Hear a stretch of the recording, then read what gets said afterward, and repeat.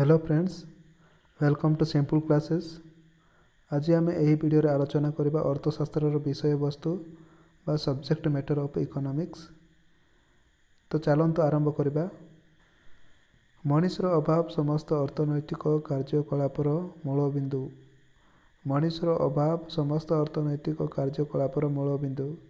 यह कहुवर कारण कौन? जदि मनुष्यर तार दैनंदिन जीवन अभाव जदि रही न था, तार आवश्यकता जदि रही न था, ताहले मनीष तार दैनंदिन जीवन में तार जीवन यापन प्रणाली से कौन कार्य करने को इच्छा प्रकाश कर न था, आग्रह प्रकाश कर न था।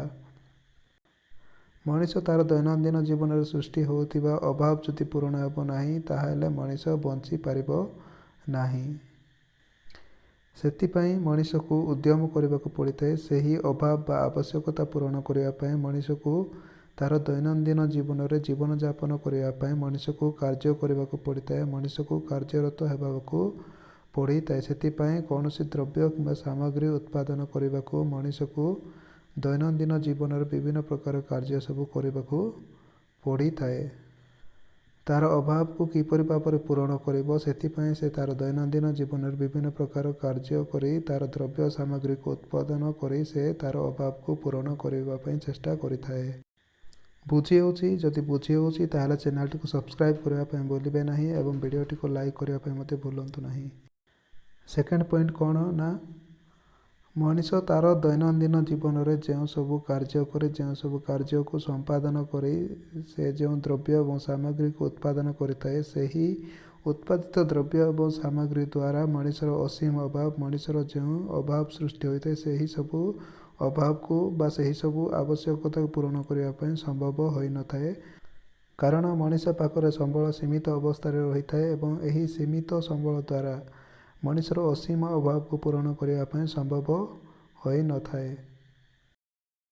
नेक्स्ट पॉइंट कौन ना, नेक्स्ट पॉइंट होची से ही असीम अभाव मानक मध्यरु आमको जहाँ अधिक गुरुत्वपूर्ण, जहाँ अत्यधिक जरूरी से ही अभाव को बाछा पड़ता है। कारण आम पाखर अभाव होची असीम।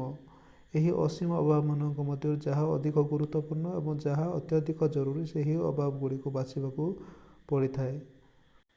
कारण आम पाखर संबल सीमित अवस्था रही से असीम अभाव मानक मध्य जहाँ गुरुत्वपूर्ण और अति आवश्यक अभाव गुड़ी को पूरण करने आमको आम पाखरे सीमित संबल बा सीमित आय को लेकर व्यवहार करी ताहाको पूरण करा जाय पारिबो बा ताहाको पूरण करने को पड़ता है।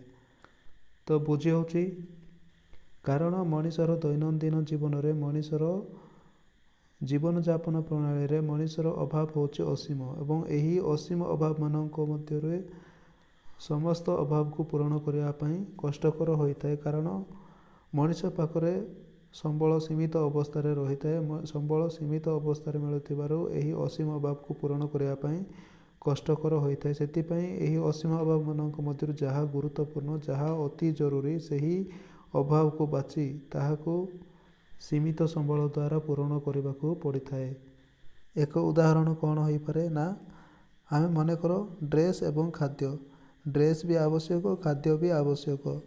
आम पाखे अति गुरुत्वपूर्ण बा अति आवश्यकता द्रव्य व सामग्री कौन ना, आमको खाद्य निहाती आवश्यक। खाद्य नथिले आमे आमर दैनंदिन जीवन में जीवन यापन करिपारिबा नाही। जदि वस्त्र नथिले आमे, जदि ड्रेस नथिले आमर कौन से असुविधा हो नहीं। ड्रेस बिना एडजस्ट कर देब, किंतु खाद्य नथिले जीवन यापन करने बा दैनंदिन जीवन में जीवन यापन प्रणाली कष्टकर हो पड़ता है। से ड्रेस एवं खाद्य मध्य जदि खाद्य उपर ही अधिक गुरुत्व देवाक पड़ता है। तो बुझीगला? संख्या पर जदि कहबा ताहले अभाव, उद्यम और अभावर संतोष विधान ही अर्थशास्त्र विषय वस्तु। जदि मनीष जीवन में कौन से अभाव रही न था, मनीष तार जीवन यापन प्रणाली में कौन से आवश्यकता जदि रही न था, ताहले मनीष कौन सी कार्य करने आग्रह प्रकाश कर न था। मनीष तार दैनंदिन जीवन में जो सब कार्य को संपादन करुच्ची से ही सब कार्य को संपादन करने से इच्छा प्रकाश कर न था। यही अभाव जो ही मनीष तार दैनंदिन जीवन में विभिन्न प्रकार कार्य को संपादन कर विभिन्न प्रकार कार्य को कार्यकारी कर तार आवश्यकता तार अभाव को से पूरण करुच्ची। ଏହା ହିଁ ଅର୍ଥଶାସ୍ତ୍ରର ବିଷୟବସ୍ତୁ ଅଟେ। ତ ବୁଝିହେଲା।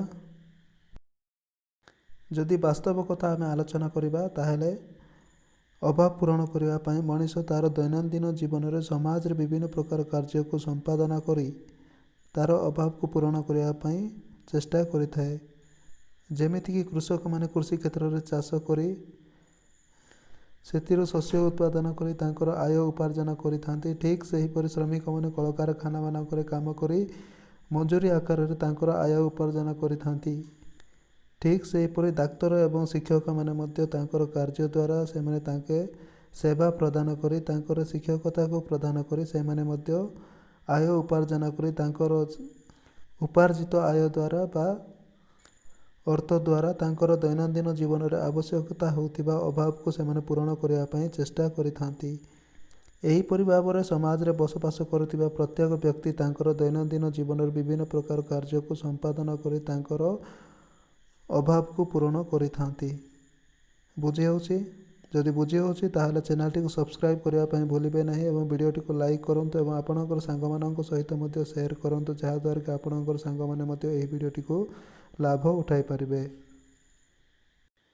ତ ଦେଖନ୍ତୁ ଏଥିରେ କ'ଣ ଲେଖା ହେଇଛି, ଯାହା ମୁଁ ଆପଣମାନଙ୍କୁ ପୂର୍ବରୁ କହିଲି ନା ଯେଉଁମାନେ ସମାଜରେ ତାଙ୍କର ଦୈନନ୍ଦିନ ଜୀବନରେ ବିଭିନ୍ନ ପ୍ରକାର କାର୍ଯ୍ୟ ସବୁ ସମ୍ପାଦନ କରିକରି ସେମାନେ ଯେଉଁ ସବୁ ଅର୍ଥକୁ ଉପାର୍ଜନ କରୁଥିଲେ, ସେମାନେ ଯେଉଁ ଆୟ ଉପାର୍ଜନ କରୁଥିଲେ, ଯେମିତିକି କୃଷକମାନେ କୃଷି କ୍ଷେତ୍ରରେ ଚାଷ କରି ତାଙ୍କର ଶସ୍ୟ ଉତ୍ପାଦନ କରି ସେଥିରୁ ଯେଉଁ ଆୟ ଉପାର୍ଜନ କରୁଥିଲେ ବା ଅର୍ଥ ଉପାର୍ଜନ କରୁଥିଲେ, ଠିକ୍ ସେହିପରି ଶ୍ରମିକମାନେ କଳକାରଖାନାମାନଙ୍କରେ କାମ କରି ତାଙ୍କର ମଜୁରୀ ଆକାରରେ ସେମାନେ ତାଙ୍କର ଅର୍ଥ ଉପାର୍ଜନ କରୁଥିଲେ ଏବଂ ଡାକ୍ତର ଏବଂ ଶିକ୍ଷକମାନେ ମଧ୍ୟ ତାଙ୍କର ସେବାକୁ ତାଙ୍କର ଶିକ୍ଷକତାକୁ ପ୍ରଦାନ କରିକରି ସେମାନେ ଶିକ୍ଷକତା କରି ତାଙ୍କର ଅର୍ଥ ଉପାର୍ଜନ କରୁଥିଲେ ଏବଂ ସେହି ଅର୍ଥକୁ ସେମାନେ ତାଙ୍କର ଆବଶ୍ୟକତାକୁ ଯେପରି ଭାବରେ ପୂରଣ କରିବା ପାଇଁ ତାଙ୍କର ଅଭାବକୁ ପୂରଣ କରିବା ପାଇଁ ବ୍ୟବହାର କରୁଥିଲେ ତାଙ୍କର ଅର୍ଥକୁ ତାଙ୍କର ଆୟକୁ, ତାହା ହିଁ ଏଠାରେ ଲେଖା ହୋଇଛି।